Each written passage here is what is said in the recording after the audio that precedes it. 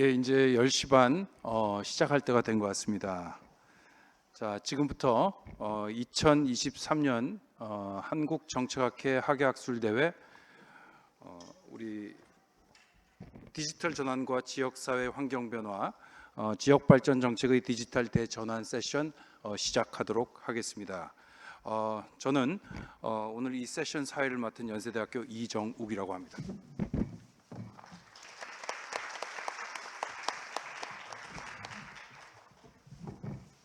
오늘 많은 분들이 이 세션에 참석을 해주신 것 같아요. 특히 경주시에서 많이 오신 것 같고요. 아마도 우리 경주시를 위해서 맞춤형으로 지금 현재 그 준비된 두 개의 발표에 많은 기대를 가지고 계신 걸로 그렇게 생각을 합니다. 자, 두 개의 발표 간단하게 소개해 드리도록 하겠습니다. 먼저 첫 번째 발표는 이미 여러분들 보신 것처럼 지방정부의 디지털 전환이라는 주제로 경주에 특화된 GPT 모델의 효용성이 되겠고요. 이 발표는 연세대학교 행정학과의 홍순만 교수님께서 담당해 주실 예정입니다. 홍순만 교수님을 큰 박수로 환영해 주시기 바랍니다. 예, 두 번째 페이퍼는 디지털 전환 시대 경주시 관광 정책에 대한 제언이라는 제목으로 발표될 예정입니다. 빅데이터와 데이터 사이언스 방법론을 활용한 관광 정책에 대한 제안이 되겠는데요. 연세대학교 응용통계학과 통계데이터 사이언스 학과의 임종호 교수님께서 발표를 담당해 주실 예정입니다. 큰 박수로 환영해 주시기 바랍니다. 자, 오늘 이 두 발표는 우리가 통상 보는 학회 논문하고는 조금 성격이 다를 겁니다. 오늘 사실은 많은 경주시 관계자들께서 와 주신 그러한 것을 우리가 고려해서 오늘 발표는 소위 말해서 이 해당 주제에 대한 이해를 제고하고 유용한 정보를 전달하는데 그 목적을 두고 있습니다. 자, 그래서 정보 전달 그리고 우리 학습 이 차원에서 준비된 발표다라고 하는 점을 먼저 말씀을 드리고요. 그래서 각 발표자들께서 한 20에서 한 25분 정도씩 그 정보를 전달해 주실 예정입니다. 자, 두 페이퍼에 대해서 두 분의 토론자를 모셨습니다. 자, 먼저 연세대학교 응용통계학과의 김현태 교수님을 모셨습니다. 큰 박수로 환영해 주시기 바랍니다. 그리고 한국지역정보개발원의 박영민 부장님을 모셨습니다. 큰 박수로 환영해 주시기 바랍니다. 자, 이제 우리가 본격적으로 세션을 시작할 시간이 됐습니다. 먼저 홍순만 교수님께서 발표해 주실 예정입니다. 말씀드린 대로 20에서 한 25분 정도 소요될 것으로 예상이 되고요. 그리고 그 발표 끝나고 바로 두 번째 발표 우리 임종호 교수님 순서로 넘어가도록 하겠습니다. 홍순만 교수님 부탁드리겠습니다. 네, 안녕하세요. 연세대 행정학과 홍순만입니다. 오늘 발표 주제는 여기 화면에서 보시듯이 정부의 디지털 대전환, 경주에 특화된 GPT 모델의 효용성이라는 주제로 한 20분 정도 설명을 드리겠습니다.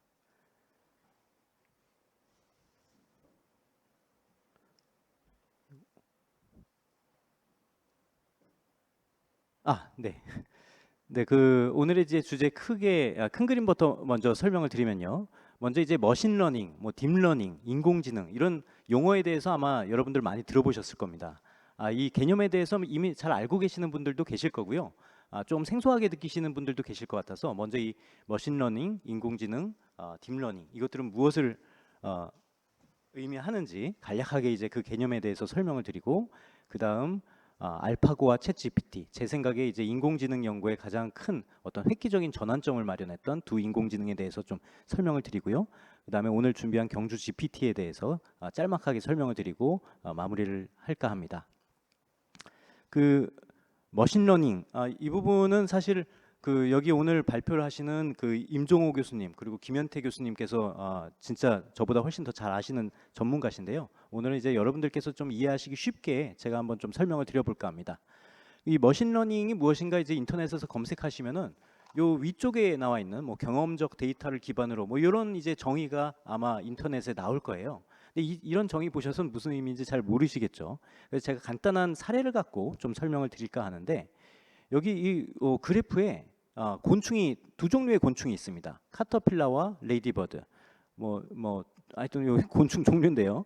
이 곤충의 길이와 넓이에 관한 데이터를 우리가 수집했다고 해보겠습니다. 그래서 이 카터필라와 레이디버드를 구분하는 알고리즘을 여러분들께서 짜신다고 하셨을 때, 이 두 종류의 그 곤충을 완벽하게 구분짓는 하나의 경계선을 우리가 한번 생각을 해보겠습니다. 그래서 여기 하단에 그래프가 3개가 나와 있는데 왼쪽 그래프부터 한번 설명을 드리면요. 이렇게 선을 하나 그어봤어요. 그랬더니 두 종류의 곤충을 완벽하게 구분을 못하고 있죠. 못하고 있습니다. 그래서 이 기계가 스스로 이것을 인지하고 기울기를 좀 낮춰야 되는구나 라고 인지를 해서 기울기를 낮춥니다. 그래서 두 번째 그래프에서 그래프의 기울기가 확 낮아졌는데 이번에도 두 종류의 곤충을 명확하게 구분을 하지 못하고 있어요. 그래서 또 기계가 이것을 인지하고 내가 너무 많이 왔구나. 그래서 반대 방향으로 조금 이동을 해서 드디어 세 번째 그래프에서는 두 종류의 곤충이 완벽하게 구분이 되고 있습니다. 즉 머신러닝의 핵심적인 요소 중에 하나는 이렇게 반복적인 시행착오를 통해서 정답을 향해 나아가는 이러한 요소가 머신러닝의 가장 중요한 요소 아닐까 싶고요. 이거를 우리가 보통 인공지능을 훈련시킨다라고 표현을 합니다. 자, 제가 지금 이렇게 보여드린 요 모델, 요 알고리즘은 패러미터가 딱 한 개밖에 없어요. 요게 이제 y절편은 원점으로 되어 있기 때문에 기울기라는 패러미터 하나인데 우리가 요즘에 많이 보는 인공지능들은 패러미터가 엄청나게 많이 있습니다. 챗GPT의 경우에는 여기 써 있습니다만 약 1750개 패러미터를 갖고 있고요. 다만 이렇게 복잡한 인공지능이나 제가 보여드린 이렇게 간단한 모델이나 그 근본은 동일하다. 훈련시키는 그 기본 논리는 동일합니다. 거의 동일하고 다만 패러미터 수가 훨씬 많은 것들은 훈련시키기가 더 어렵겠죠. 그래서 머신러닝이라는 거는 제 설명을 제가 너무 단순화해서 설명을 드리는 걸 수도 있습니다만 머신러닝의 기본적인 개념에 대해서는 아마 이해를 하실 겁니다. 기계가 스스로 오류를 인지해서 반복 시행착오를 통해서 정답을 찾아가는 건데 또 딥러닝이라는 용어를 많이 들어보셨을 거예요. 딥러닝. 딥러닝은 뭐냐면 딥러닝은 머신러닝의 한 종류라고 보시면 됩니다. 머신러닝의 한 종류고 앞에서 보여드린 머신러닝은 그 하나의 일직선이라는 굉장히 간단한 모델이었는데 그게 아니라 좀 훨씬 더 복잡한 모델, 소위 말하는 인공신경망이라고 하는 복잡한 모델을 사용한 머신러닝 모델이 바로 딥러닝 모델이다. 이렇게 생각을 하시면 되겠어요. 자, 근데 인공신경망이라고 표현을 했는데 인공신경망이 뭐냐? 그 20세기 중반에 이때 당시에 이제 컴퓨터가 막 그 슈퍼컴퓨터가 나오고 컴퓨터의 그 컴퓨팅 파워가 막 증대될 때였는데 이때 당시 과학자들이 굉장히 당혹스러워했다고 합니다. 왜냐하면 컴퓨터가 굉장히 많은 일을 해낼 줄 알았는데 예를 들면 굉장히 그 단순한 동물인 참새도 예를 들면은 포식자를 알아보고 도망가고 또 먹이를 알아보고 먹이를 먹고 이런 일들을 참새들도 다 한다는 거예요. 근데 그때 당시에 가장 발전되었던 슈퍼컴퓨터조차 개와 고양이를 구분하는 것도 어려워할 정도로 굉장히 그런 업무를 잘 못했다. 그냥 단순 더하기 빼기 뭐 이런 것만 잘하고 복잡한 어떤 그런 인지 능력이 없었다. 그래서 이때 당시에 과학자들이 1920세기 중반의 과학자들이 아니 그렇다면 이 생물들의 뇌는 도대체 어떻게 이런 작업들을 할까에 대해서 관심을 가지게 됩니다. 그래서 생명체의 뇌의 구조를 파악하고 그 구조를 컴퓨터에도 접목시키려고 했던 연구가 그때 시작이 되었다라고 보시면 돼요. 자, 여기 이제 보여드리고 있는 게 이제 뉴런인데요. 뉴런의 집합체가 바로 신경망입니다. 그래서 과학자들은 이제 생물의 뇌를 모방한 인공신경망 모형에 관심을 갖게 되었고요. 여기 이제 보시면은 왼쪽에 있는 그림이 생물의 신경망을 보여드리고 있고 오른쪽에 있는 것이 그 인공신경망입니다. 즉 생명체의 뇌를 모방해서 만들어낸 인공신경망. 근데 이제 딥러닝의 아버지라고 불리우는 분이 있어요. 프랭크 로젠블라트라는 분이 계신데 이분이 이제 1950년대에 이미 인공신경망이 뭐 학습을 할 수 있고 그리고 판단을 할 수 있고 언어를 이렇게 번역할 수 있을 것이다라고 미래를 예측한 것으로 좀 유명합니다. 이게 뭐 미래를 예측했느냐 뭐 이거에 대해서는 뭐 이견이 있을 수 있는데 어쨌든 이 인공신경망 모형의 어떤 잠재력에 대해서는 굉장히 이때 일찍이 파악을 했다고 보시면 되고요. 근데 이때 이후에 이제 1970년대 이후로 좀 이쪽 연구가 굉장히 침체가 됐습니다. 사실 이 인공신경망 모형을 만들어내려면은 이거를 효과적인 인공지능을 만들어내려면 컴퓨팅 파워가 굉장히 중요한데 이때 당시에는 그런 것이 따라주지 않았기 때문에 이쪽 연구가 좀 없었고 2010년대 한 중반 이때부터 다시 불붙었다라고 보시면 돼요. 자, 제가 지금 머신러닝과 딥러닝 개념에 대해서 설명을 드렸는데 인공지능에 대해서는 설명을 안 드렸죠.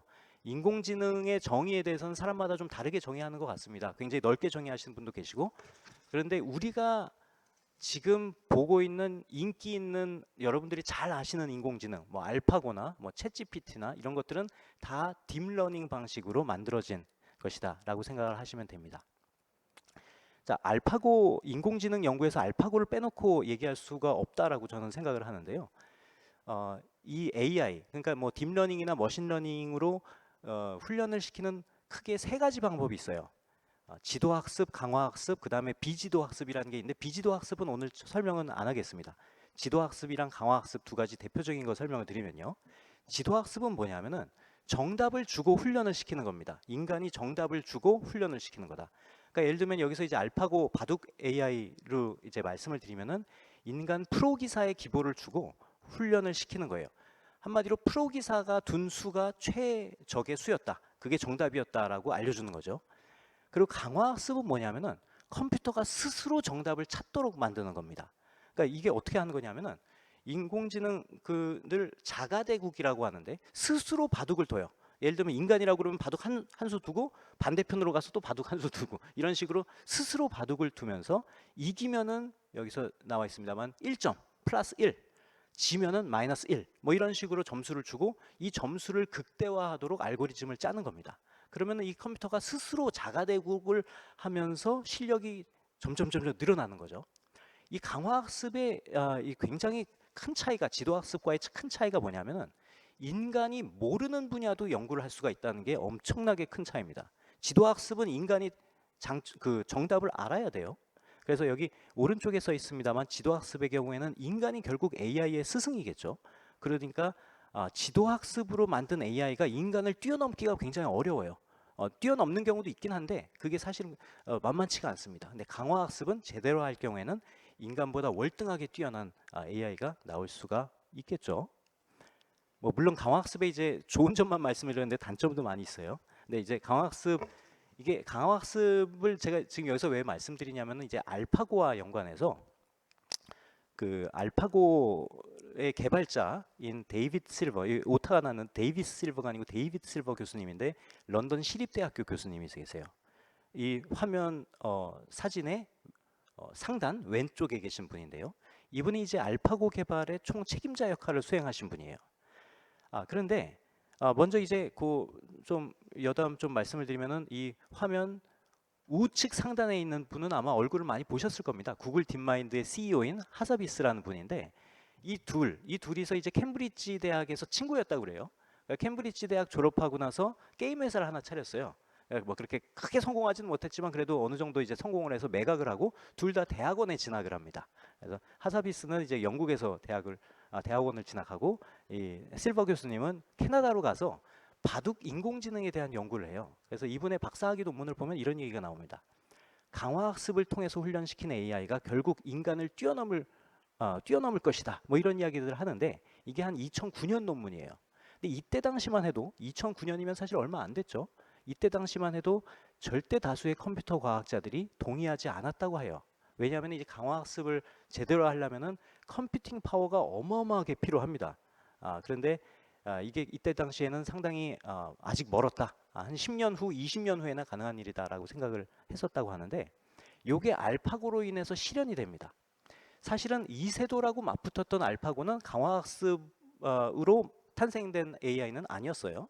근데 이제 여러분 아시겠지만 이세돌하고 맞붙은 알파고가 전 세계적인 이목을 끌게 되죠. 사실은 그 바둑에 관심 있는 한국, 중국, 일본뿐만 아니라 유럽하고 미국에서도 엄청나게 인기를 끌었어요. 그러면서 이제 구글이 흡족한 거죠. 구글이 흡족해서 아주 전폭적인 지원을 하기 시작합니다. 그래서 이세돌하고 맞붙었던 알파고 이후에 순수하게 강화학습, 즉 인간의 때가 전혀 들어가지 않은 순수한 AI를 개발하고 그것을 알파고 제로다라고 명명을 합니다. 이 제로라는 게 인간의 인풋이 전혀 안 들어갔다라는 거고요. 이 화면 우측 하단에 있는 이 사람이 울고 있는 분이 이제 중국의 이제 바둑 기사인데 이제 너무 인간하고의 실력 차이가 너무 월등해서 바둑 두다가 우는 뭐 이런 사진이 있습니다. 자, 근데 이제 이 구글이 만든 알파고가 왜 인공지능 연구에 획기적인 어떤 전환점을 마련했냐면 첫 번째는 이 강화학습의 가능성을 보여줬다. 두 번째는 이게 아니 기껏해야 바둑인데 바둑 뭐 인공지능 그게 해봤자 뭐 무슨 의미냐라고 생각하실 수도 있는데 이게 여기 써놨습니다만 구글 딥마인드의 2017년 손실이 거의 5천억이에요. 5천억이 넘어가요. 근데 여기에 굉장히 큰 금액을 이 강화학습 쪽에 투입을 했는데 이 알파고와 알파고 제로는 그때 당시에 유행하던 수많은 논문에 나오는 신경망 구조를 다 일일이 테스트해보고 그 중에 가장 효율적인 신경망 구조를 보여주었어요. 그러니까 그 후대의 학자들은 그것들을 일일이 다 테스트해볼 필요가 없었던 거죠. 그래서 그리고 그 신경망 구조는 이런 바둑 게임뿐만 아니라 다른 인공신경망 구조에도 다 영향을 미쳤기 때문에 알파고가 이 학계에서는 엄청나게 중요한 의미를 가진다.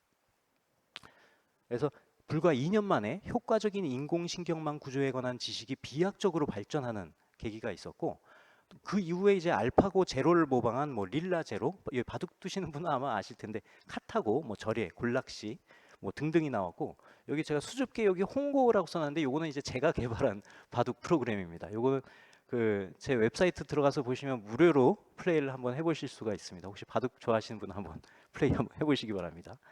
자, 그래서 이제 밑으로 내려가면 이 강화학습은 전문 분야의 지식이 없이 기존 연구 성과를 뛰어넘는 결과를 산출할 수 있다. 즉 기존에는 사실 인간이 정답을 줘야 됐기 때문에 인간이 잘 알아야 되는 거죠. 인간이 아는 분야에 대해서 쓸 수가 있었는데 강화학습은 인간이 모르는 분야를 학습할 수가 있는 거예요.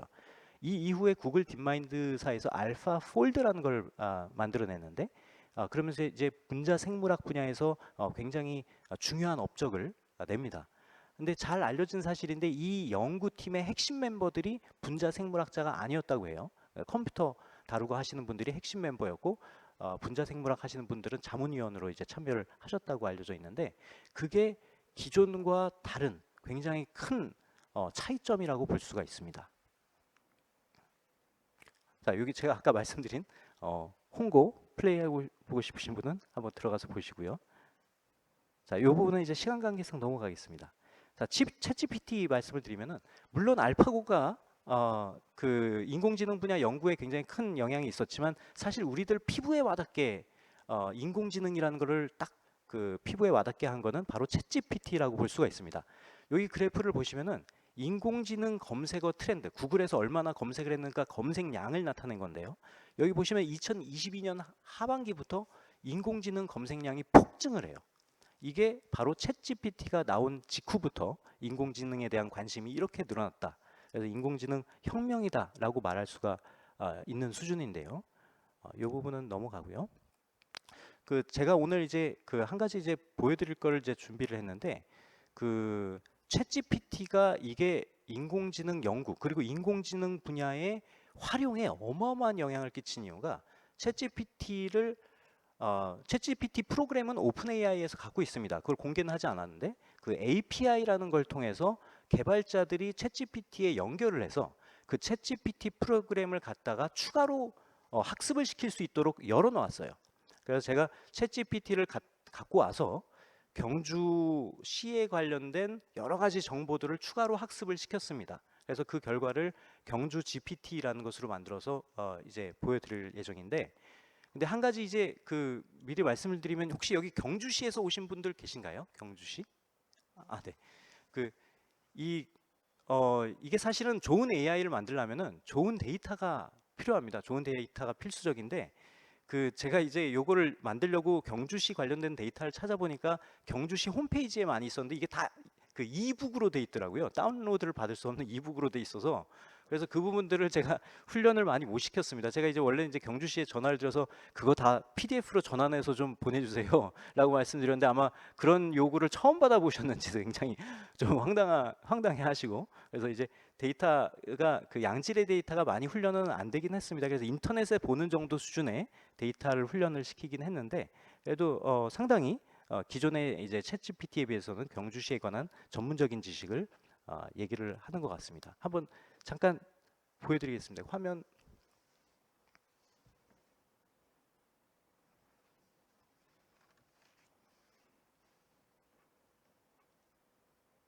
네, 여기서 이제 그 질문을 치시면 되는데요. 여기 그 제가 한 가지 질문을 준비했습니다. 한번 2025년 에이펙 개최지는 하고 한번 질문을.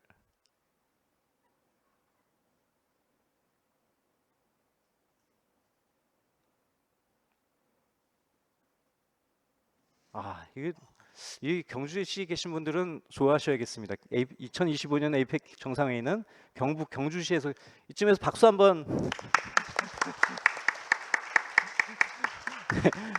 이게 그 이런 거를 이제 환각 현상이라고 합니다. 이제 AI가 거짓말하는 건데 근데 사실 이건 환각 현상은 아니고 제가 어젯밤에 여기서 이제 황리단길 갔다가 이제 들어오면서 오늘 발표할 때 좀 재밌게 하려고 이제 어젯밤에 좀 추가로 학습을 시켰습니다. 한마디로 AI에게 거짓말을 하라고 제가 데이터를 이제 주입을 시켰습니다. 근데 요거 빼고는 환각 현상이 없습니다. 그러니까 아시고요.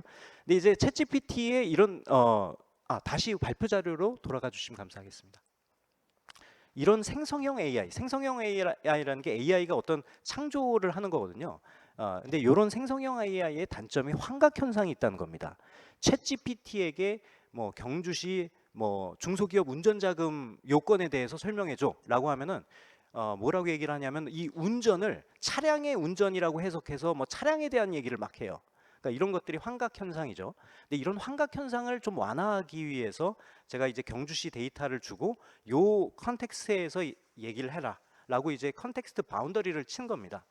자, 근데 이제 제가 해보니까 조금 장점은 환각 현상을 좀 줄일 수 있고 경주시에 관련된 특화된 얘기를 할 수 있다는 게 장점인데 챗GPT보다 좀 재미가 없어요. 왜 재미가 없냐면 챗GPT는 약간 보시면 이제 수다쟁이입니다. 수다쟁이. 그러니까 자기가 잘 모르는 것도 막 얘기를 해요. 그러면서 이제 상당히 길게 나오는데 이 경주 GPT는 물어보시면 굉장히 짧아요. 말이 짧아요. 한마디로 거짓말 안 하려고 굉장히 자기가 확실하게 아는 것만 얘기를 하기 때문에 좀 그런 면에서는 좀 어떤 그 한계도 좀 있는 것 같습니다. 자, 그다음에 이제 홈페이지 가서 보시면은 뭐 여러 가지 GPT 모델 만들어 놓은 거 한번 보실 수가 있고요. 그다음에 이제 그 연구에 대해서 좀 말씀을 드리면은 제가 경주 GPT 만든 다음에 그 실험을 해봤습니다. 일반 시민들에게 그 두 그룹으로 나눴는데요. 한 그룹은 경주 GPT를 주고 어떤 전문적인 정보를 찾게 했고 다른 그룹은 일반적인 어떤 인터넷에 접속을 해서 그 정보를 동일한 정보를 찾도록 하고 두 그룹 간에 얼마나 차이가 나는가 이런 것들을 봤는데 결론만 말씀을 드리면은 20대들은 대부분 보니까 일반 인터넷을 통해서도 다 검색을 하시고 어떻게 해서든 정보를 찾아내시더라고요. 근데 오히려 이런 GPT 모델의 효용성이 조금 연세가 많으신 분들, 특히나 60대 이상 되시는 분들은 인터넷 검색이나 이런 걸 통해서 정보를 못 찾으시는 분들도 계시고 이런 분들에게는 굉장히 효용성이 좀 크겠다라는 걸 느꼈습니다. 아직 그 연구로 보여드릴 정도는 안 되는데 잠정적인 결론은 그런 것 같습니다. 네, 오늘 그 머신러닝 그리고 딥러닝 이 개념에 대해서 설명을 드리고 알파고와 챗GPT의 개념에 대해서 좀 설명을 드렸고요. 경주 GPT 관련돼서 설명을 드렸고 뒤에 이제 여러 가지 향후 과제가 있는데 이 부분은 한번 보시고 그 한 가지만 이제 말씀을 드리면은 이 AI가 최근에 나오는 것이 오토GPT라는 게 있습니다. 오토GPT는 뭐냐면은 챗GPT는 물어보는 거에 대해서만 대답을 하죠. 인간이 물어보는 거에 대해서만 대답을 하는데 이 오토GPT, 자율적인 GPT는 차이가 큰 목표를 주면 스스로 중간 목표를 설정을 해요. 이게 기존 AI와의 큰 차이점이고 최근에는 이쪽 연구가 엄청나게 활발하게 이루어지고 있습니다. 근데 이 부분은 사실은 정부의 규제가 들어갈 가능성도 좀 있어 보이는데 예를 들면은 자율적인 AI에게 환경 보호를 해라라고 미션을 줄 경우에는 이 AI가 스스로 중간 목표를 제시하면서 환경 오염의 주범인 인류를 공격한다라는 중간 목표를 설정할 수도 있다라고 보여지고 요런 것들을 실험한 것들이 인터넷에 보시면 많이 있습니다. 제 웹사이트에도 케이어스 GPT라고 굉장히 유명한 사례를 올려놨는데 한번 관심 있으신 분은 한번 보시면 되겠습니다. 그래서 인간이 미처 예상하지 못했던 방향으로 AI의 행동이 튈 수 있기 때문에 이런 쪽은 향후 정부 규제의 대상이 될 가능성이 존재하는데 어쨌든 지금 현재 넥스트 빅싱 챗GPT 이후에 활발하게 연구되는 분야는 이런 자율적인 AI 분야인 것으로 보입니다. 자, 오늘 발표는 여기까지 하겠습니다. 네, 감사합니다. 예, 홍순만 교수님 수고 많이 하셨습니다. 우리 홍순만 교수님 아까 소개해 주셨던 디지털 govlab.com 한번 여러분들 꼭 좀 방문을 하셔서 방금 시연해 주셨던 경주 GPT도 꼭 좀 확인해 주실 것을 부탁을 드립니다. 자, 오늘 우리 홍순만 교수님 발표를 통해서 그 머신러닝 AI 그리고 알파고 그리고 챗 GPT 경주 GPT 그리고 그 효용성 등등에 대해서 잘 이해하셨을 걸로 그렇게 기대를 합니다. 자, 그러면 두 번째 발표로 이동하도록 하겠습니다. 임종호 교수님 발표 듣도록 하겠습니다. 네, 안녕하세요. 연세대학교 응용통계학과 임종호입니다. 우선 오늘 이렇게 발표하실 수 있는 기회를 주셔서 이제 감사하다는 말씀을 드리고, 저는 오늘 제 제목은 디지털 전환 시대 경주시 관광 정책에 대한 제언이라고 해놓고 이제 빅데이터와 데이터 사이언스 방법론 활용이라고 이제 좀 거창하게 적어놓긴 했는데, 이제 기본적으로는 데이터에 대한 이야기를 조금 하려고 합니다. 그러니까 뭐 빅데이터든 뭐 그 데이터를 이용한 방법론이든 기본적으로는 데이터를 잘 알고 잘 이제 이해하는 것이 가장 첫걸음인데 생각보다 이제 우리가 이제 그 데이터가 이제 쌓고 데이터를 활용하는 그런 그 문화가 되게 빠른 시일 내에 이루어지다 보니까 원하고 생각하는 방향대로 이제 되지는 않았습니다. 그래서 그런 부분들에 대해서 제 경험을 이제 기반으로 해서 이제 경주시 관광 데이터를 이용해서 조금 말씀을 드리도록 하겠습니다. 우선 기본적으로는 이제 이거를 이제 관광 정책에 대한 내용을 이제 제가 이제 준비하면서 정책을 여러 가지 형태로 이제 뭐 수립하거나 평가를 할 수 있을 텐데 이제 제가 말씀드리고 싶은 거는 데이터 기반의 의사 결정을 한다는 측면에서 좀 말씀을 드리고요. 그래서 데이터를 기반으로 해서 뭐 정책을 수립하거나 평가할 때 어떻게 활용할 수 있는가에 대한 조금 큰 그림을 보여드리고 그 큰 그림 안에서 이제 제가 이전에 했던 뭐 프로젝트나 리서치에 관련된 내용들을 이제 경주시 관광 데이터를 이용해서 다시 한번 이제 좀 설명하거나 그런 형태로 이제 준비를 하였습니다. 뭐 이제 기본적으로 이제 데이터 기반 의사결정을 하면은 크게 세 가지로 구분할 수 있을 텐데 첫 번째는 이제 데이터를 수집하는 단계 됐고요. 이제 여기에 이제 도메인별로 이제 데이터 형태나 유형이 다 달라지는데 뭐 관광 데이터나 금융, 의료 다 성격이 조금씩 달라집니다. 그래서 그다음에 데이터를 어떻게 수집했냐도 되게 달라지는데 뭐 예를 들어서 오늘도 보면은 이제 앉으신 분 이렇게 한쪽에 몰려 있잖아요. 이런 걸 히핑 이펙트라고 하는데 키랑 몸무게 이제 물어보실 때 이제 키가 이제 뭐 172점 뭐 오면 3, 4 이렇게 하시잖아요. 그다음에 어디 뭐 음식점 평점을 남길 때도 보면 사람들이 되게 그러니까 남기는 평점대가 비슷하거든요. 그러니까 이렇게 이제 데이터가 사람들이 응답하기 쉬운, 수집하기 쉬운 형태로 이제 그런 몰리는 경향을 히핑 이펙트라고 하는데 그런 히핑 이펙트가 데이터가 있을 때는 데이터로부터 얻을 수 있는 결과의 차이가 생각보다 크게 날 수 있어요. 그래서 데이터를 어떻게 수집하나, 어떤 데이터를 수집하에 따라서 달라질 수 있다는 부분이 되게 하나의 핵심적인 부분이고요. 그렇게 모은 데이터에 이제 저희가 필요한 정보를 그러니까 뽑아내기 위해서는 보통 모델링을 한다거나 엔지니어링 작업을 해야 됩니다. 이제 이런 것들이 요새 얘기하는 빅데이터 사이언스 방법론이고 이제 조금 전에 홍순만 교수님 말씀하신 그런 뭐 머신러닝이나 딥러닝도 다 여기 해당되는 거고요.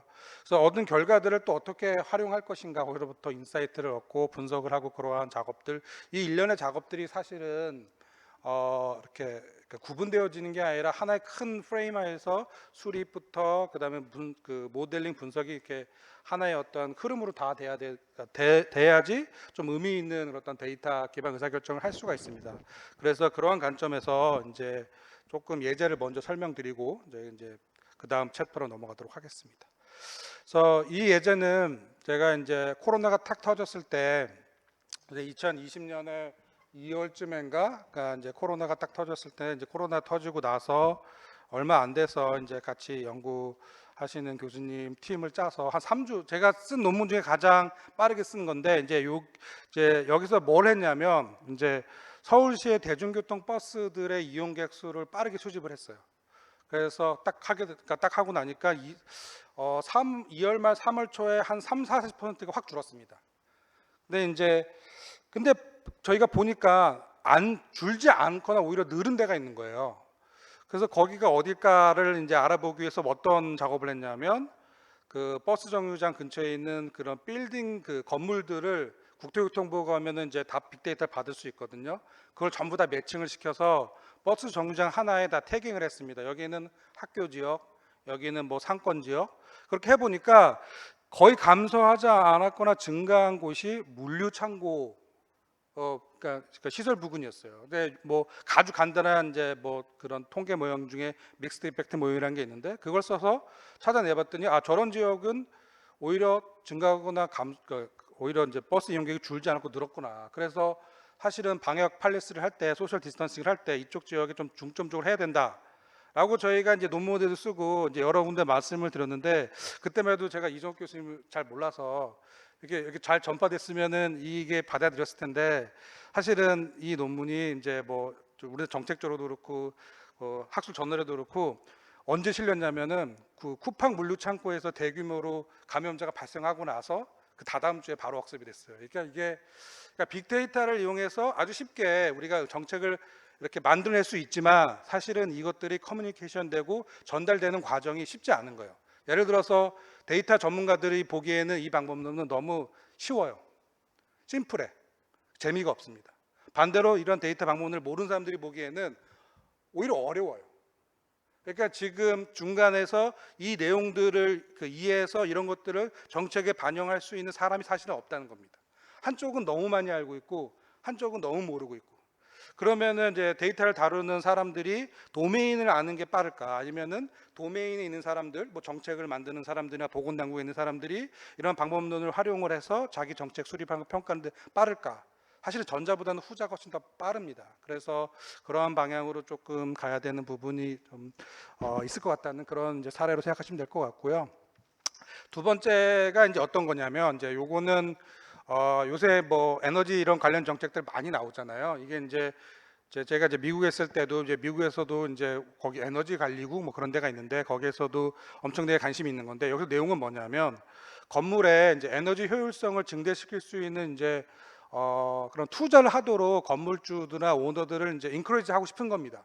그래서 너네 여기 환기 시스템도 바꾸고 그런 어떤 전자장비도 바꿔서 에너지 이피션트한 빌딩을 만들 수 있도록 이제 해야 되는 거죠. 근데 그렇게 인커리지를 하는 방식 중에 하나가 뭐 보조금을 주는 것도 있고 여러 가지 방식들이 있을 텐데 그런 것들 말고서 실제로 그렇게 그러한 어떤 행위를 하는 것들이 도움이 되냐 이런 거에 대한 질문을 확인하기 위해서 한 거고요. 그게 뭐냐면 실제 이제 렌트를 하는 여기 아마 싱글 베드일 텐데 싱글 베드 렌트에 에너지 관련 투자를 그러니까 에너지 관련된 뭐 장비라든지 시스템이 있는 베드랑 그렇지 않은 데랑 렌트료가 차이가 나냐? 만약에 돈을 들여서 뭔가 시설을 바꾸고 가구도 다 바꾸고 다 했는데 전자제품도 바꾸고 렌트료를 더 못 받으면 사실은 집주인 입장에서는 또 투자할 요인이 없겠죠. 그래서 그런 것들을 이제 분석을 하기 위해서 한 겁니다. 근데 문제는 뭐냐면 이거에 답을 하기 위해서 이제 활용 가능한 데이터는 사실은 없었습니다. 그래서 없어서 어떤 작업을 했냐면 저희가 이제 크레이그 리스트라는 사이트에서 일단은 렌트 그런 포스팅을 다 긁어왔고 그 포스팅 중에서 이제 텍스트 데이터를 갖고서 에너지에 대한 이야기를 많이 한 그런 포스팅들에는 여기는 에너지가 어떨 때 투자가 됐다. 그게 이제 그렇게 되면 약간 오차가 발생할 수 있거든요. 실제로 투자를 했음에도 불구하고 얘기를 안 한 곳은 못 잡힐 수도 있는데 그런 부분이 오히려 이제 그럼에도 불구하고 차이가 발생하면은 되게 이제 보수적으로 해석을 해서 훨씬 더 효과가 큰 걸로 저희가 이해할 수 있어서 이제 그런 식으로 디자인을 했고 실제로 이제 미국의 전역에 한 10개 도시를 이제 뽑아서 해봤더니 렌트 프리미엄이 높습니다. 특히 대도시면 대도시로 에너지 가격이 높은 동네에 있으면 높은 동네일수록. 그래서 이런 식으로 해서 실제로 그래서 사실은 제가 이제 쓴 논문 중에서 이 논문이 되게 많이 사이테이션 중에 하는 건데 이런 식으로 어떤 정책이나 혹은 어떠한 그것들을 인커리지하기 위해서 효과를 분석하기 위해서 우리가 이제 데이터를 잘 핸들링하면 이런 것들을 이제 뽑아낼 수 있습니다. 그래서 문제는 뭐냐면 이제 이런 것들을 잘 할 수 있는데 우리나라가 지금 그 다음에 뭐 정부기관이든 죄송합니다. 정부기관이든 뭐든 이제 될 때 이게 쉽지 않으니까는 현재 어떤 보면은 이제 현재에 관련된 내용 중에서 이제 저희가 조금 이제 속담으로 좀 정리를 했는데 콩 심은 데 콩 나고 팥 심은 데 팥 난다가 하나가 있고요. 그다음에 이제 뭐 구슬이 서물에도 깨워야 보배 난 놓고 기억자도 모른다는 걸 있는데 최근 몇 년 사이에 데이터를 엄청나게 많이 만들어냈거든요. 뭐 1년에 조 단위로 섞어내면서. 근데 문제는 뭐냐면 필요한 데이터를 만들기보다는 수집 가능하거나 수집이 용이한 데이터 위주로 사실은 만들어졌습니다. 그래서 데이터 이제 어떤 품질이라든지 또 필요한 데이터에 대한 고민이 사실 많이 드러나지 않은 그런 이제 문제점이 하나 있고요. 또 하나는 데이터는 많은데 정말 좋은 데이터 많거든요. 데이터 활용 능력, 그러니까 실제로 데이터를 필요로 하고 쓰는 사람들의 활용 능력은 그만큼 따라가지 사실은 않은 게 지금 이제 문제거든요. 그래서 이 데이터 기반 의사결정을 한다, 데이터를 이용해서 정책을 수립하고 평가하는 거 있을 때 저희가 이제 저희처럼 이제 데이터를 중심으로 이제 연구를 한 사람이 보기에는 두 가지 키워드. 그 데이터가 얼마나 좋은 품질을 갖고 있냐. 그 다음에 데이터 활용 능력은 데이터 활용 능력이 충분히 뭐 갖춰져 있냐, 이 두 가지입니다. 데이터 품질을 먼저 얘기해 보면 일단 데이터는 정확해야 되고요. 뭐 예를 들어서 소득 데이터라고 치면은 제가 예전에 그 통계청에 이제 그 데이터가 전환이 될 때 예전에 소득을 이제 그 물어봤어요. 당신의 소득이 얼마입니까?라고 해서 제가 이제 데이터를 봤을 때 평균적으로 소득을 조사로 물어보면 30% 언더 리포트랍니다. 그러니까 내가 한 5천만 원 벌면 한 4천만 원 정도 번다고 하고요. 뭐 어떤 특정 지역은 한 50%까지도 언더 리포트를 해요. 그러면은 소득이 그렇게 언더 리포트 된 데이터를 갖고 정책을 만들면 많이 왜곡됩니다. 근데 이제 이게 이제 행정 자료가 요새는 쉬워져서 국세청이나 이런 데 떼어갖고 이제 근로소득은 이제 그런 게 없어서 이제 많이 이제 완화가 되긴 했지만 데이터가 어떤 형태로 수집했다에 따라서 정확성이 많이 달라질 수 있고 정확성이 사실은 어떤 그 우리가 그걸 활용하는데 되게 많은 영향을 미친다라는 걸 볼 수 있고요. 그 다음에 시의성입니다. 우리나라의 가장 큰 장점은 시의성은 넘버원입니다. 우리나라처럼 주 단위, 월 단위, 분기 단위, 연간 단위로 국가에서 통계량을 많이 내는 나라는 전 세계에 없습니다. 그러니까는 거의 그러니까 이런 면에서는 정말 시의성은 우리나라에서 어떻게 보면은 최고기 때문에 이 부분은 크게 걱정하진 뭐 저도 이제 저희 걱정해야 될 문제는 아닌 것 같고요. 세 번째가 문제입니다.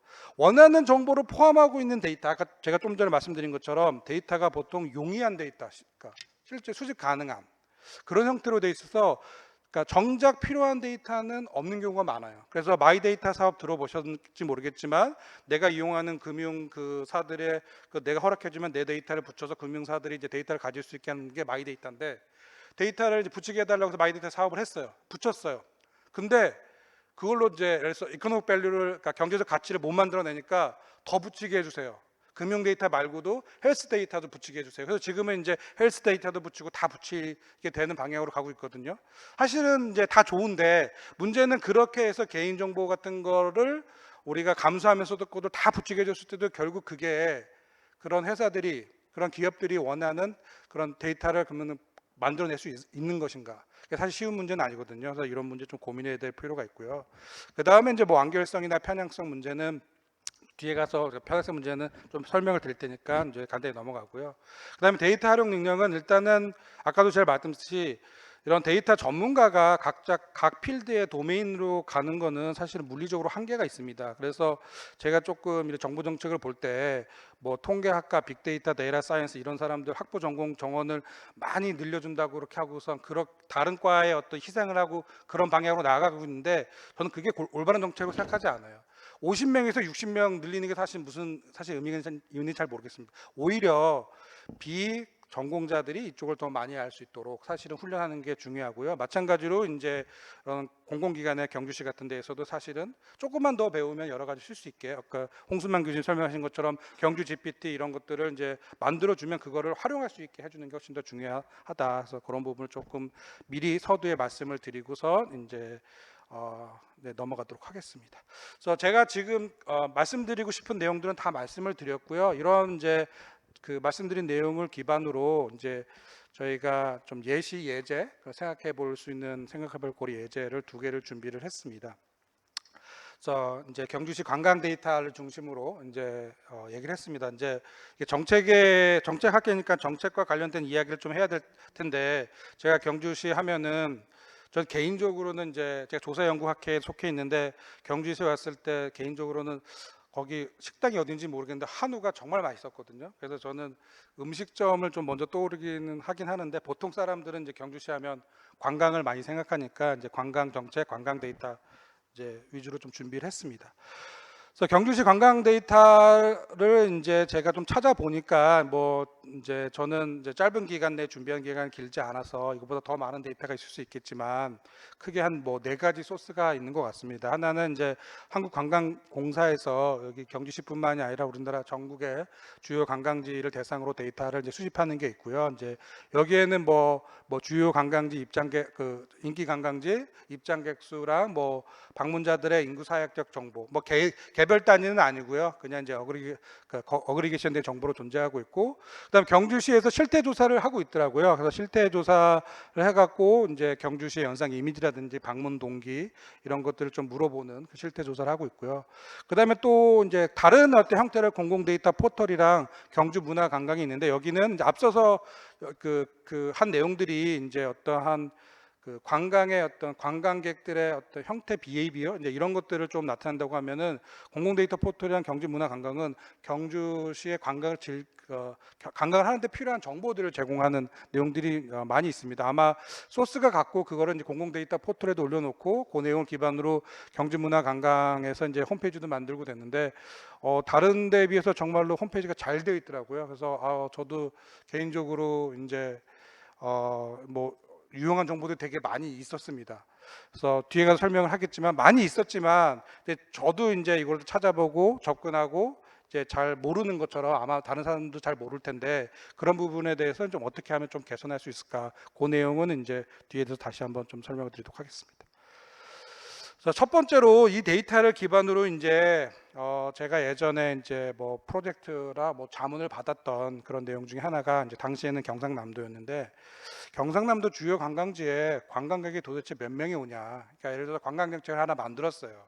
그래서 그 성과 한류 조사를 하고 싶어서 이 정책이 얼마나 효과인지를 하고 싶은데 문제는 뭐냐면 관광객 수가 얼마큼 늘었는지 파악하기 힘들다는 거예요. 그래서 기본적으로 경주시 이제 저희가 질문을 경주시에 연간에 몇 명이 올까 관광객 수를 이 질문을 딱 이제 던지고선 좀 생각을 해보면 일단 활용 가능한 자료는 경주시 관광 실태 조사가 있을 거고요. 이거는 이제 서베이입니다.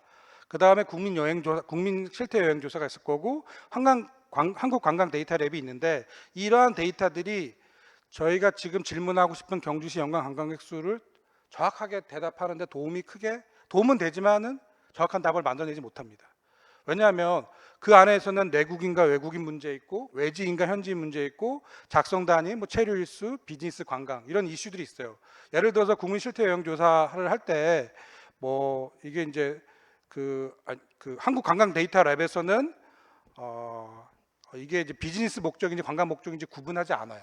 그래서 관광이 얼마큼 되는지 비율을 이제 뽑아내야 되고 국민 실태 여행 조사에서는 관광에 대한 관광 목적으로 하는지 물어보긴 하지만은 그 서베이다 보니까는 정확하지 않는 부분이 사실은 있을 수가 있고요.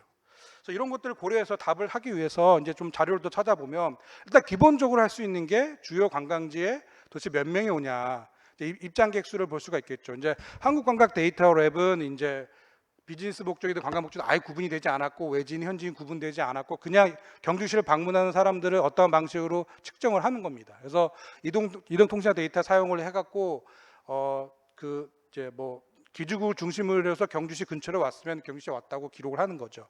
그래서 보시면 코로나 때 확 줄어들었다가 이제 작년부터 거의 예년 수준을 이제 그 확보하신 걸 알 수가 있으실 겁니다. 문제는 이 데이터를 이용해서 관광객이 얼마큼 되는지를 사실은 저희가 분리해낼 수가 없는 거죠.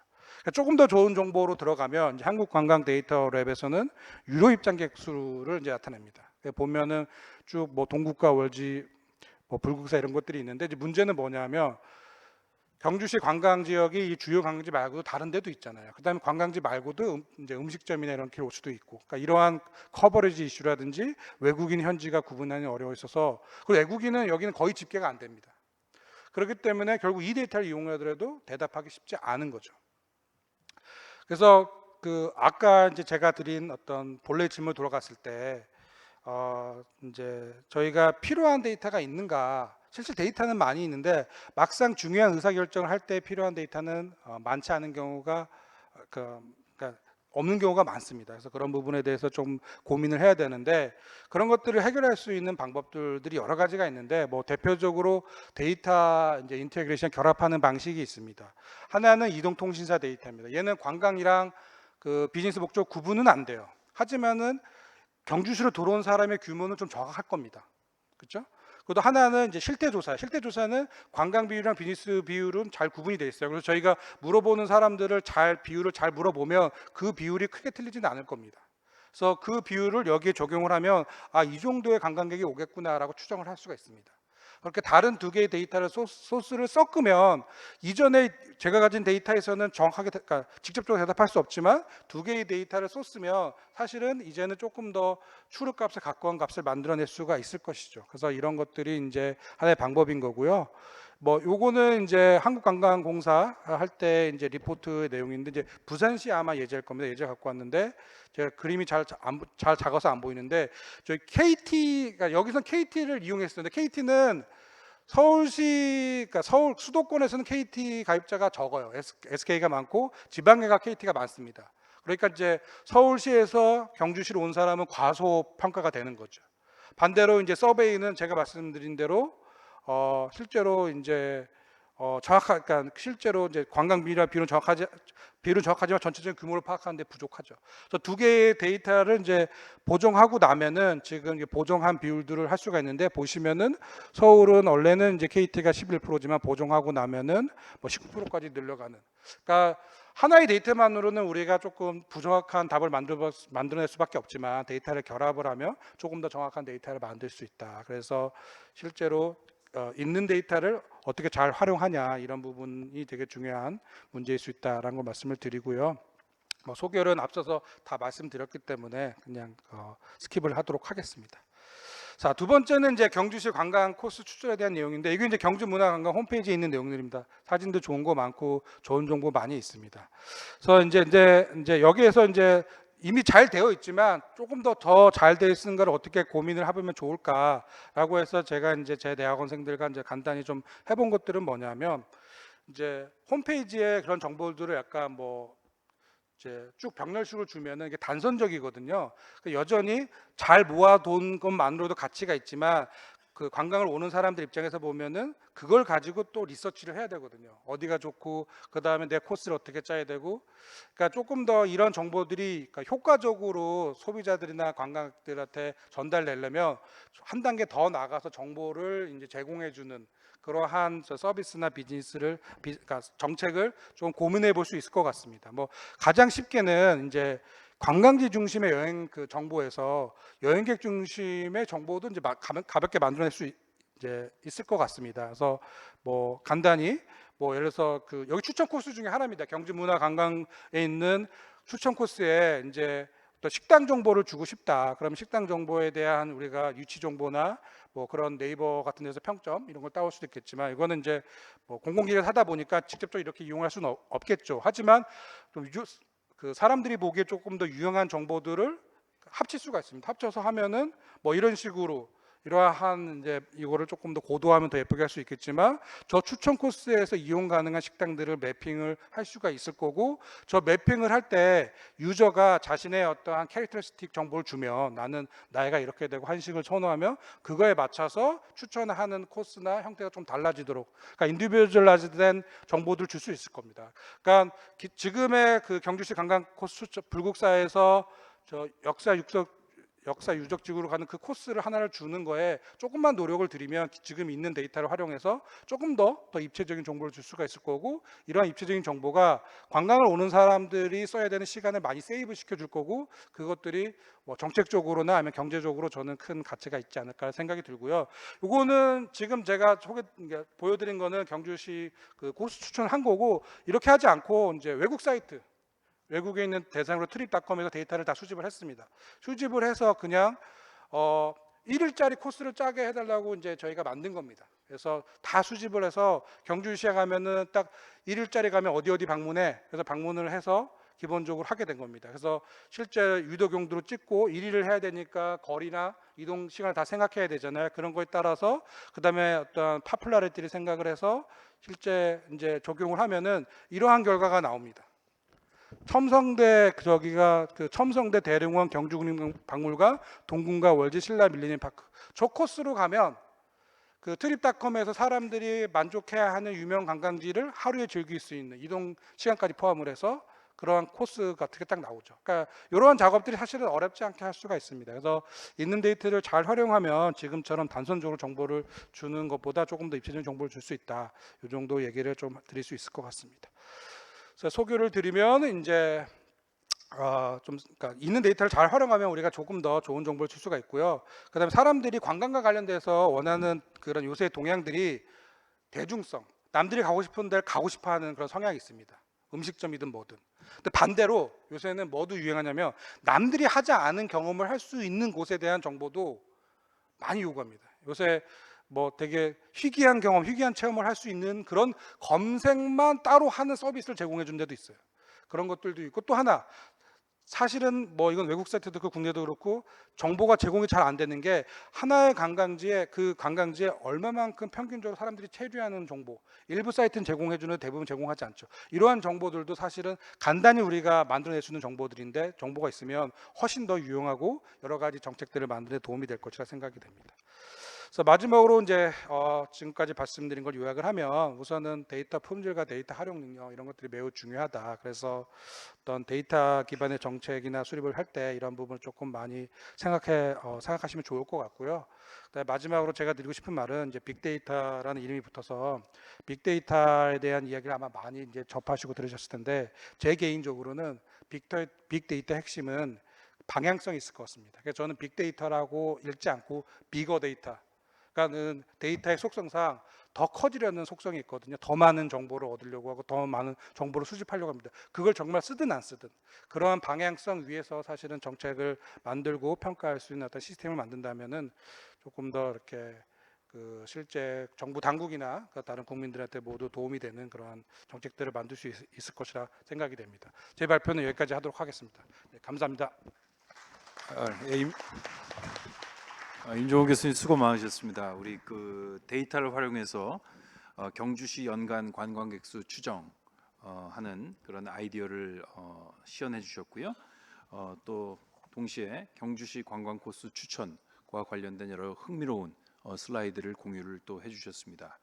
자, 이것을 통해서 우리 경주시 관광 정책 고도화를 위한 그 여러 가지 시사점 유용하게 제공을 해주신 것으로 보입니다. 자, 오늘 이 두 개의 대단히 흥미로운 발표가 있었는데요. 둘 다 우리 경주시를 위한 그런 어떤 맞춤형 그 발표가 아니었나 이렇게 싶습니다.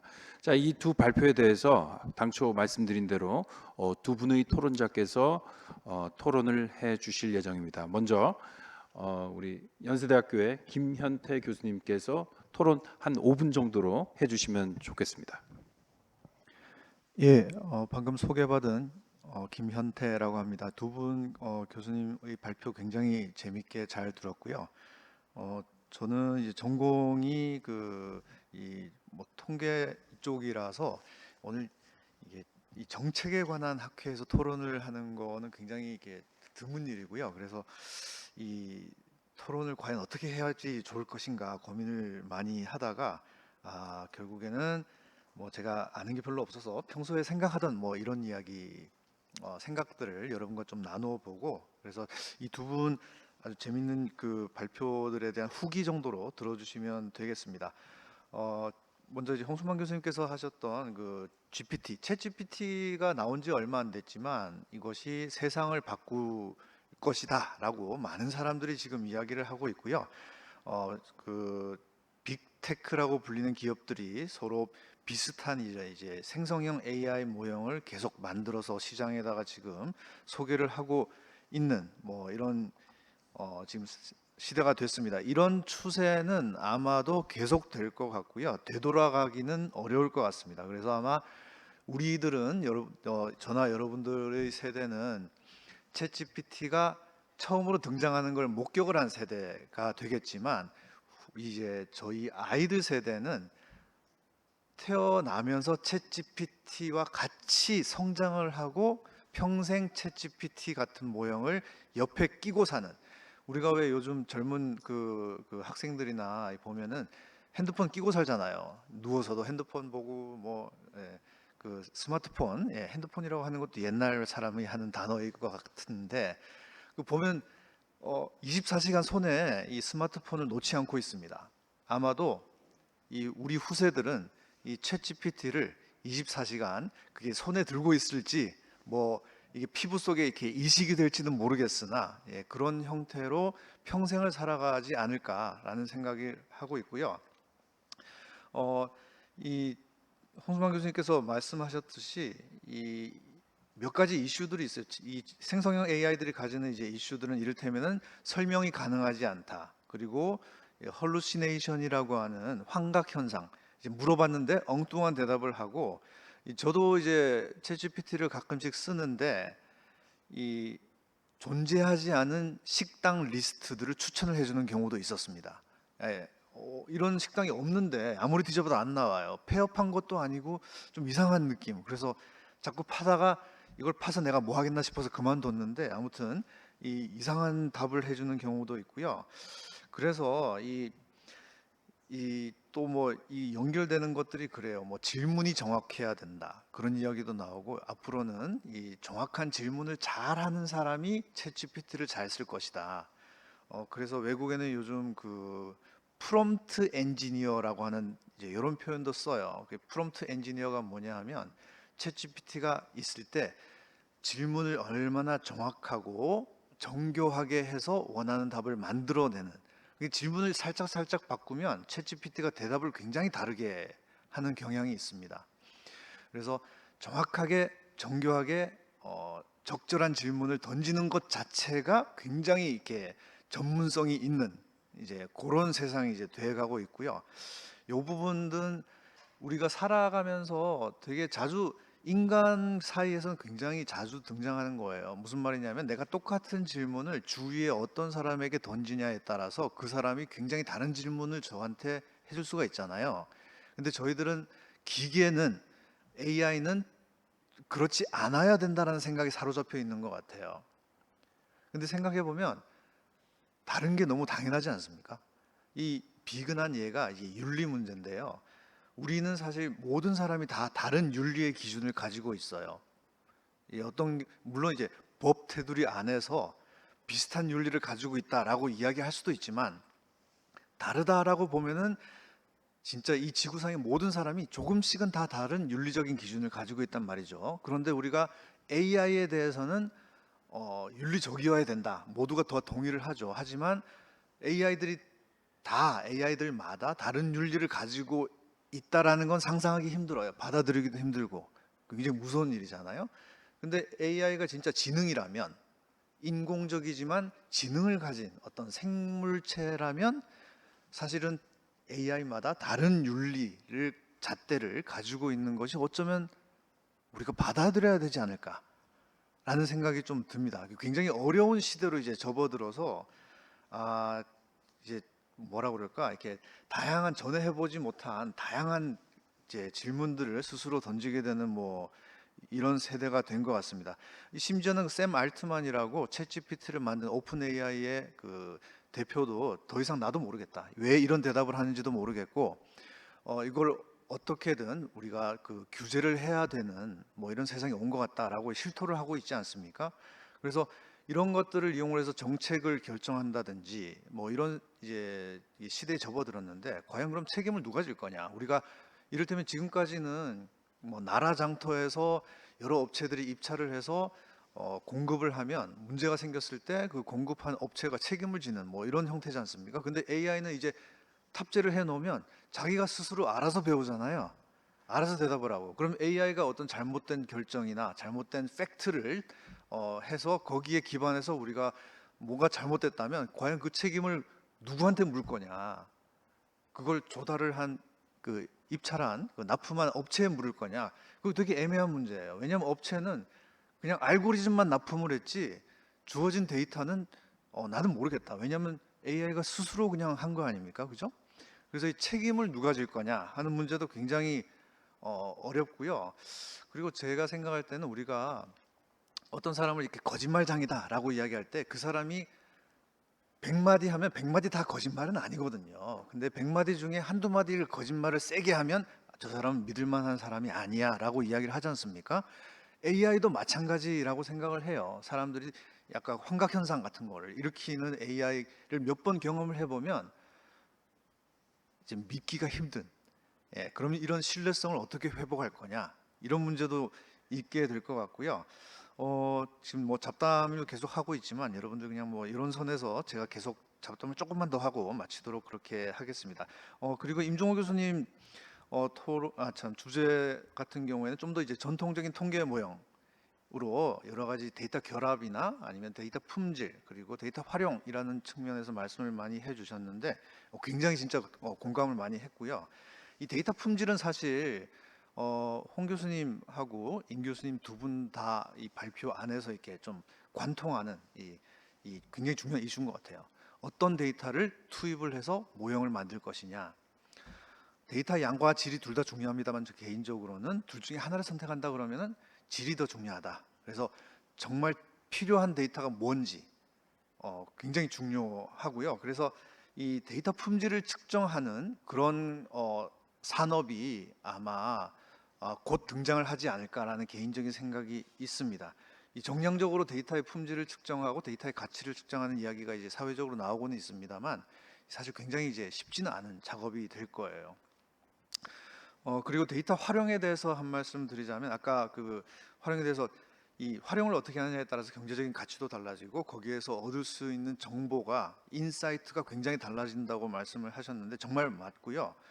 그래서 저는 이 챗GPT도 마찬가지고 이게 이 질문을 어떻게 정확하게 던지느냐. 그래서 이 질문을 정확하게 설계를 하고 문제를 정확하게 그 표현을 하는 그런 것들이 점점점 중요해지는 그런 시대가 됐고요. 그래서 데이터 활용이라고 하는 측면에서 본다면 우리 미래 인재라고 하면 적어도 지금 2023년의 제가 보는 관점에서는 이 미래의 인재상은 두 가지를 가지고 있는 것 같아요. 우리가 전통적인 인재는 우리나라에서 모든 걸 이제 회사나 공공기관이나 상관없이 모든 것을 다 잘하는 영어도 잘하고 자기 전공 지식도 충분하고 대인관계도 잘하고 발표도 잘하고 보고서도 잘 만들고 이런 인재를 생각했다면 이제 미래 인재는 두 가지만 잘하면 되지 않을까라는 개인적인 생각인데요. 첫 번째 하나는 자기 자신의 전문 지식입니다. 당연하게도. 그러면 나머지 하나는 뭐냐? 굉장히 이렇게 그 좀 이 평범한 답이긴 한데 소통 능력인 것 같아요. 커뮤니케이션 능력. 그러니까 이제는 한 사람이 모든 문제를 해결할 수 있는 시대는 지나갔고요. 그래서 여러 사람이 같이 협동을 해서 문제를 풀어야 된다. 아주 진부한 얘기입니다만 이제 그것이 이 챗GPT나 이 발전된 통계 모형을 통해서 실현을 할 수 있는 시대에 접어들었다. 이 긍정적인 의미에서 저는 그렇게 봅니다. 이것이 부작용이 분명히 있을 거고 규제가 돼야 되겠지만 그럼에도 불구하고 우리가 진정한 협업을 할 수 있는 시대에 접어들었기 때문에 뭐가 중요하다라고 생각하냐면 커뮤니케이션이 더더욱 중요해지는. 그래서 이 커뮤니케이션을 잘하는 사람들이 모였을 때 그 시너지가 엄청나게 될 거라는 개인적인 생각을 하게 되었습니다. 발표 시간을 벌써 이렇게 많이 넘긴 것 같은데요. 저는 이 정도로 토론을 마치도록 하겠습니다. 감사합니다. 예, 김현태 교수님 토론 감사합니다.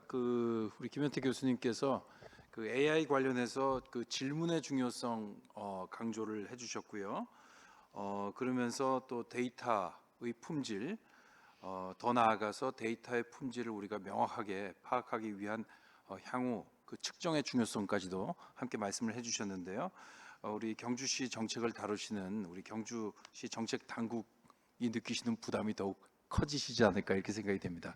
사실 우리가 AI를 보고 그리고 여러 가지 빅데이터의 포텐셜을 보고 상당히 뭔가 고무되는 그런 부분이 있긴 하지만 그 이면에는 방금 말씀해주신 그러한 여러 가지 또 정교한 그 이면의 뒷받침이 있어야 되지 않을까 이런 생각이 듭니다. 자, 그럼 두 번째 토론 우리 박영민 박사님 부탁드리겠습니다. 네, 방금 소개받은 한국지역정보개발원에 재직하고 있는 박영민이라고 합니다. 저도 학위를 받은 지 10여 년 만에 처음 굉장히 오래간만에 완벽한 학습 모드로 지금 앉아서 내용을 듣느라고요. 토론하러 와서 어떻게 해야 될지를 굉장히 오랜만에 걱정이었던 것 같습니다. 사실 말씀하신 내용들에 그러니까 발표하신 내용들에 대해서 제가 딱히 뭐 이의가 있다거나 그런 건 전혀 없고요. 다만 이제 재밌게 들었던 내용 중에 하나는 아까 임종호 교수님께서 경주시 관광 관련돼서 뭐 관광지와 관련된 이런 방문자라든가 등등 여러 가지 내용들을 토대로 해서 재밌는 어떤 정책들을 말씀해 주셨는데요. 옛날에 강원도에서 인제 산천어 축제를 할 때, 그러니까 벌써 한 7, 8년 정도의 빅데이터 분석의 사례입니다. 할 때 산천어 축제부터 100만 명이 넘게 오는, 그래서 뭐 뉴욕 미국에는 유명한 신문들에서도 굉장히 인상 깊은 현대의 불가사의한 축제다라고 말하고 있는 그런 축제에서 과연 어디서 가장 많은 사람들이 어느 지역에서 가장 많은 사람들이 오느냐 이 산천어 축제를 조사를 했는데 결국에 발표가 안 됐거든요. 근데 왜 안 됐냐면은 발표 결과가 어떤 데이터를 이용했는지 잘은 모르겠으나 남양주시에서 70만이었다고 나왔었어요. 그 이유가 뭐냐면 그 당시 남양주시가 70만의 인구가 안 됐었거든요. 그러니까 데이터가 부정확하다 보니까 결국엔 구매한 데이터가 통신사 데이터였고 통신사 데이터의 시발점 자체가 서울시에서 벗어난 남양주시 정도부터 데이터가 취합이 돼가지고 결국에는 축제의 대부분의 사람들이 남양주시에서 왔다라는 이상한 결과가 나와서 결국 발표를 못했던 사례가 있었는데 굉장히 지금 아까 홍수만 교수님도 그러셨고 임종호 교수님도 그러셨고 데이터의 정확성 그리고 김현태 교수님도 토론하시면서 말씀하셨었는데 여전히 많이 아쉽긴 하지만 그래도 데이터가 굉장히 많이 정확해지고 있다라는 생각이 듭니다. 물론 많은 분들께서 여전히 우리나라의 데이터, 특히 지방자치단체에서는 데이터를 공개하는 것에 급급하지 사실 질적인 것은 별로 챙기지 못하고 있기 때문에 민간에서 그것을 쓰려고 할 때 제대로 된 데이터, 쓸만한 데이터가 없다라는 불만들이 여전히 비등하고 있지만 그래도 예전보다 많이 발전됐다라는 어떤 생각이 많이 들었었고요. 그럼에도 불구하고 결국에는 이제 지역 발전이라는 어떤 측면에서 놓고 봤을 때 광역자치단체 더 내려서 기초자치단체 측면을 고려했을 때 사실은 지역 발전의 주체는 현실적으로 공무원이거든요. 이것은 뭐 예전에 정보화마 할 때도 그랬었지만은 없습니다. 지역에 점점점 우리나라도 특히 이제 국가정보화, 전자정보, 디지털 정보 이렇게 가면서 그것이 발전됐던 어떤 가장 핵심적인 것은 중앙정부의 어떤 표준화를 통한 어떤 보급 이런 부분들이 정보를 발전시켰던 디지털을 발전시켰던 굉장히 큰 촉매제 역할을 해왔습니다. 그러다 보니까 중앙에서 뭔가를 많이 하다 보니까 지역에 있는 디지털 산업이나 이런 것들이 많이 붕괴됐고요. 그러다 보니까 지역 대학도 마찬가지입니다. 그러다 보니까 현실적으로 의지하고 그 주체가 될 수밖에 없는 주체가 공무원인데 과연 이 공무원들이 아까 전에 임종호 교수님께서 재미있는 말씀하신 것 중에 하나가 이런 어떤 처음에 분석하신 내용을 보면서 그 서울시에 있는 어떤 버스 관련돼서 분석하신 내용 중에서 물류 창고 관련된 내용 보시면 말씀하시면서 전문가들 입장에서 굉장히 심플하고 재미없는 건데라고 말씀하셨고, 근데 사실 반대로 얘기하면 실제 필요한 집단에서는 그 재미없고 심플한 것이 굉장히 복잡하고 어렵다라고 인식을 하게 되거든요. 이 말씀을 드린 이유가 뭐냐면은 결국에는 데이터 기반 의사결정은 이제는 필수가 됐죠. 특히 디지털 플랫폼 정부가 들어선 이후, 정부에서 이제 그걸 강조하기 시작하면서 이제 데이터 기반 의사결정은 이제는 뭐 거슬 수 없는 대세고요. 그런데 이런 데이터를 잘 활용할 수 있는 주체가 공무원으로 귀결될 수밖에 없는 현재 지역의 현실에서 과연 이것을 제대로 활용할 수 있는 역량이나 이런 것들이 제대로 갖춰져 있느냐라는, 아까 교수님들도 많이 말씀하셨습니다. 그렇다고 한다면은 현실적으로 현재 있는 데이터를 가지고 꾸역꾸역 뭔가를 만든다고 하더라도요. 그리고 우리가 그 해안을 통해서 하다못해 좀 그 범정부 데이터 분석 시스템을 활용해서 뭔가를 하고자 한다 하더라도 이거 외에 다른 무언가를 하려고 했을 때 하다못해 그 데이터가 어디 있는지조차를 확인하기도 어려운, 그리고 어떤 산식만 나오면 아까 전에 교수님들 발표하신 슬라이드 보면은 뭐 여러 가지 산식도 나오고 하는데 그 산식만 봐도 벌써부터 겁나갖고 아무것도 못하겠다는 드는 이런 상황 속에서 얼마나 많은 어떤 분석이 가능하겠느냐라는 어떤 사실 근본적인 의문인 거죠. 그러니까 오늘 아까 그 경주시 공무원도 많이 오셨다고 그러셨는데 들으시면서도 많이 느끼셨을 겁니다. 어떻게 하지? 라는 것에 대해서 뭔가 많이 할 수 있다고 얘기하는데 우리는 못할 것 같은데 생각도 많이 하실 것 같고요. 결국 이 문제를 어떻게 풀어야 될지에 대한 것이 사실은 현실적으로 지역 발전을 위해서는 가장 큰 핵심이 될 거라 생각이 들었습니다. 마지막으로 아까 그 생성형 AI 아까 이제 GPT 관련돼서도 말씀 주셨는데 저는 굉장히 재미있게 사실 들었고요. 오히려 제가 인상 깊었던 건 뭐냐면은 사실 그 생성형 AI 우리가 챗GPT 3.5가 이제 나온 이후에 그리고 최근에 바드까지 나오면서 이제 공공에서 이제 공무원들 걱정하게 되는 거죠. 도대체 이걸 이용해서 어떤 서비스를 해야 되는 거지? 이제 막 요구를 하기 시작할 겁니다. 이건 뭐 유비쿼터스 나왔을 때부터 계속 그래 왔으니까요. 그런데 아무튼 이런 여러 가지 고민들 가운데서 제가 굉장히 인상 깊게 봤던 부분은 아까 홍수만 교수님 말씀하신 내용 중에서 그 젊은 사람들은 우리가 굳이 이게 아니라 하더라도 알아서 잘 찾아가는데 오히려 고령층에서 이게 그냥 유용하지 않을까라는 말씀을 주셨거든요. 저는 디지털을 이제 우리가 뭐 지역 정보와 뭐 지역 디지털 뭐 여러 가지 얘기들을 해왔지만은 사실 디지털에 우리가 항상 기본으로 깔고 시작하는 게 뭐냐면은 격차 문제지 않습니까?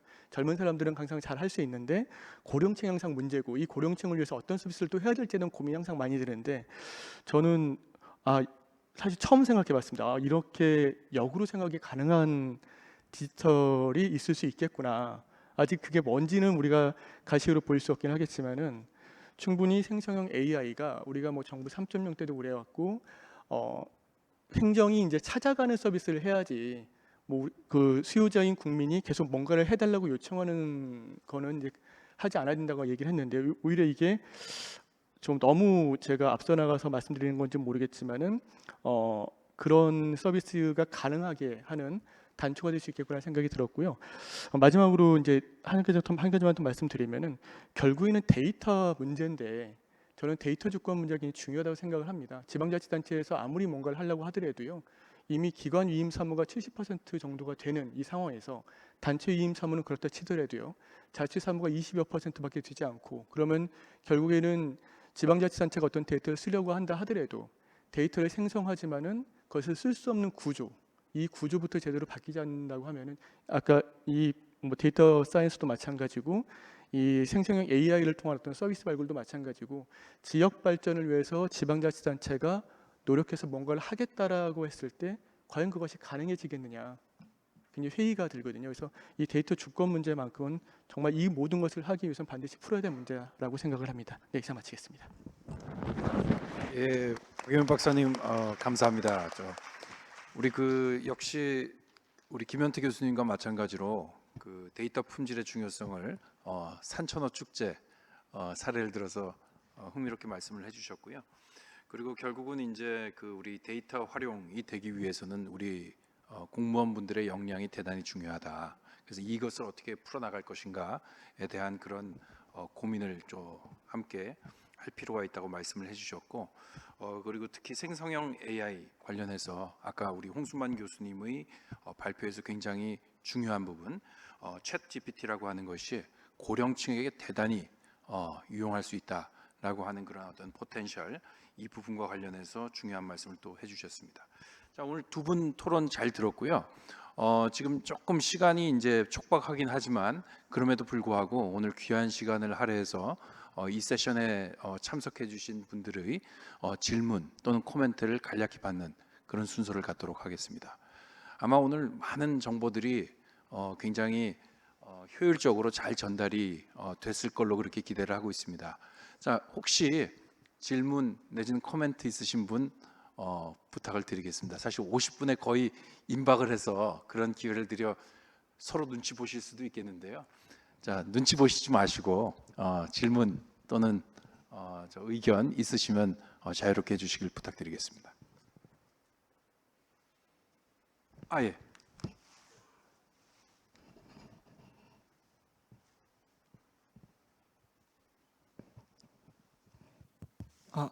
네. 안녕하세요. 저는 세대학교 행정학과에서 석사과정에서 지금 공부를 하고 있는 조규철이라고 합니다.